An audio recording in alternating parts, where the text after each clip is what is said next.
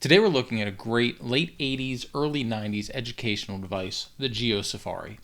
You see, before tablets, IoT devices, and complicated educational toys, this was a straightforward way to teach kids, and honestly, it's a lot cooler than you'd expect.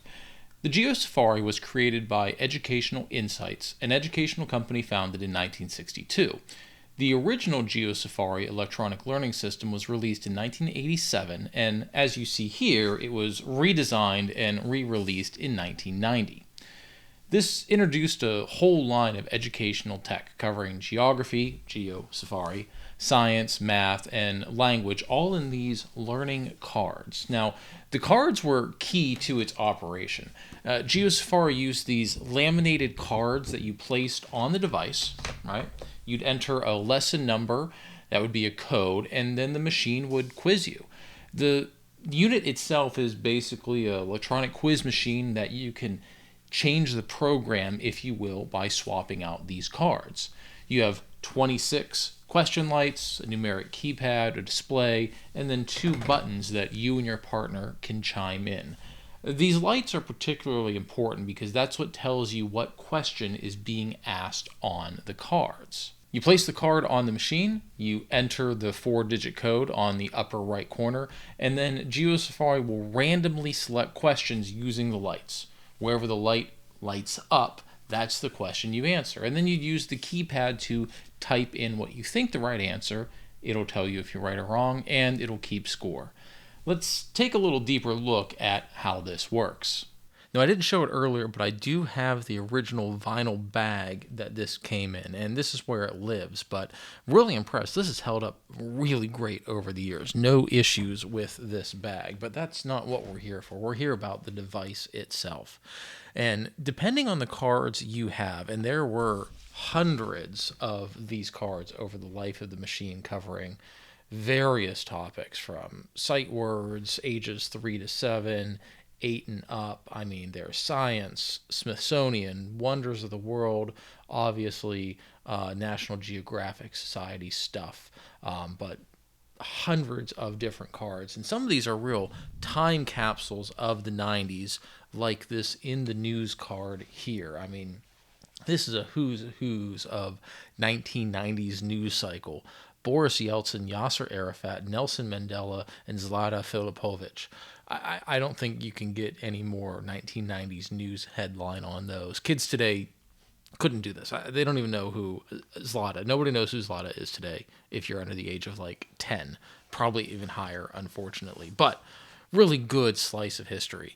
And I have a bunch of cards. Now, I had this when I was younger, so there was a bunch of, grade school, elementary cards, because really this is where this was cycled, right? This was meant for in the school use. Now, in the home, right, at least for me, I loved the geography cards. I lived on this. This is what I did. Geography, the solar system.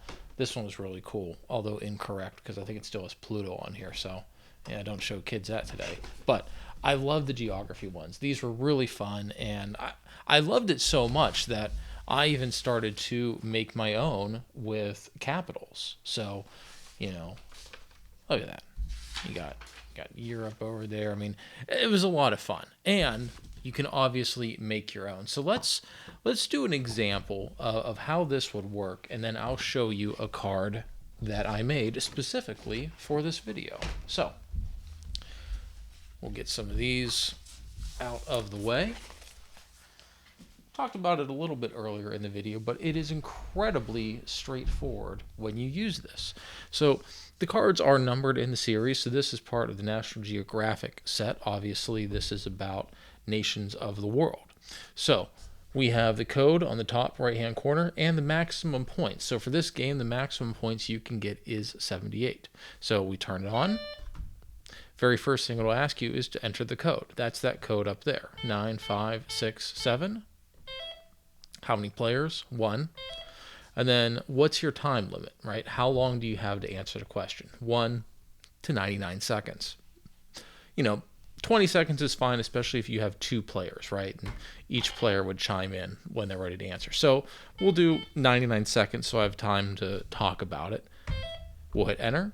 And then you see the player 1 here is blinking. So it's telling me we're ready to go. So when I hit this, it'll light up in a Jeopardy style pick your question. So let's check this out. All right, so Russia here, that light is blinking and lets us go to Russia. Russia is 10. And then we hit enter. All right, tells me I got the answer right. And then you just keep going on. And when you complete it, you do the entire game, it'll give you a score. So, see, because I'm talking, that's why. No, there we go, 11. See, and you can go. Pretty straightforward.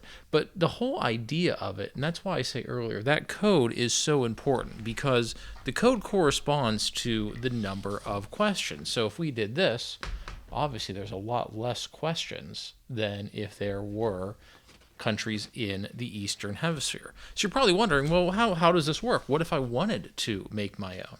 Well, you really need to have the instruction guide and one of these blanks to start it, right? So if you go into the instruction guide, in the back, it tells you about making your own cards. All of these cards just have a matrix based on the code number and then how many questions you want to do, right? So code 2158 is 10 questions. And then it tells you what the answers are. This will make sense in a second. So let's get rid of these. And I made a card specifically for this video. Surprise, surprise. It's about retro hardware. So this is the RTOD series number 1, retro hardware. Match the name of each machine with its correct number. So we are code 2158. I'll superimpose 2158 over here so you kind of get an idea of what's going on. But you see we have the left and right side lights, right? So 1, 2, or 1, 8, 7, 5, and 6. Now they're spaced out. If we were to pick a question series with a lot more questions, right, maybe 26, if we picked code 9471, each one of those lights would have an answer. But if you have less questions, the lights are staggered a little bit. So let's look at the top left-hand light number 1. Now here it is labeled number 1, but not all codes, it's number 1. So if this light answers, or if this light lights up, they want question number 1. If the third light down lights up, they want question number 8. So where did I put 8? There's 8. So you see by looking at the matrix, the light corresponds to the question. So you can come up with a whole bunch of stuff, right? And you can even come with 2 answer questions, right? So this is a matching, right? So if the light goes on, you match it. But you could also have true or false questions. And so if the light comes on, they have to basically say, hey, is this true or false? Or multiple choice, where it's a 4-choice answer code.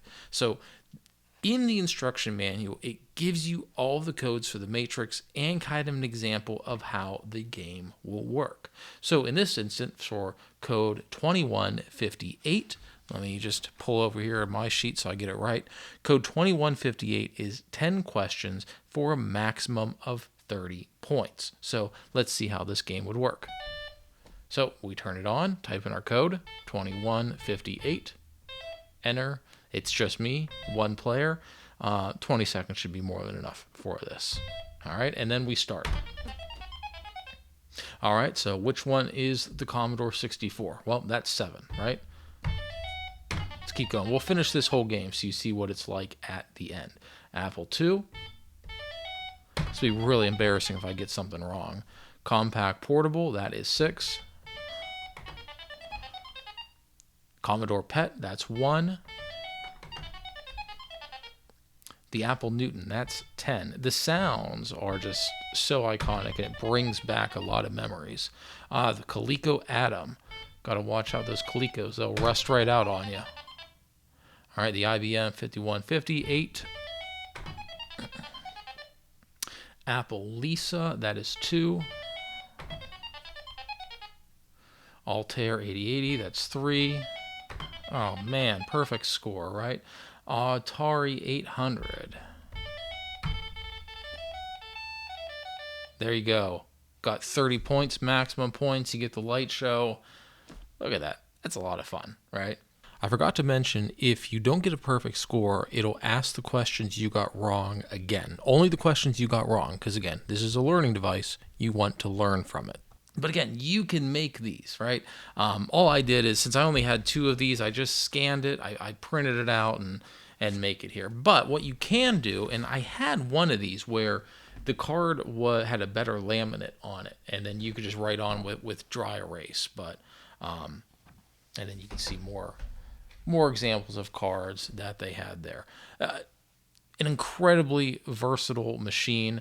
Once you understand how the codes work, whether you want answer 2 choice or 4 choice answer codes, you can go here and make any topic you want. And especially if you have 2 players and you have maybe like 2, 5, 10 seconds for each question, it gets very competitive, very, very fun. So why is this still relevant today? Well, screen-free learning is kind of a big deal. And this is offline learning. No subscriptions, no updates, no downloads or anything else. It just works. And because you can make your own cards, you can update it for anything. You just have to put the time into making them. And all of that together makes this a lot more impressive today and really a cool piece of tech. I think GeoSafari is one of those devices that show how creative educational technology companies were before everything was digital and had a screen. This was simple, clever, and surprisingly a lot of fun even today. And I hope you found this fun. If you like what we're doing here at Retro Tech or Die, like, subscribe, tell your friends, and we'll catch you next time.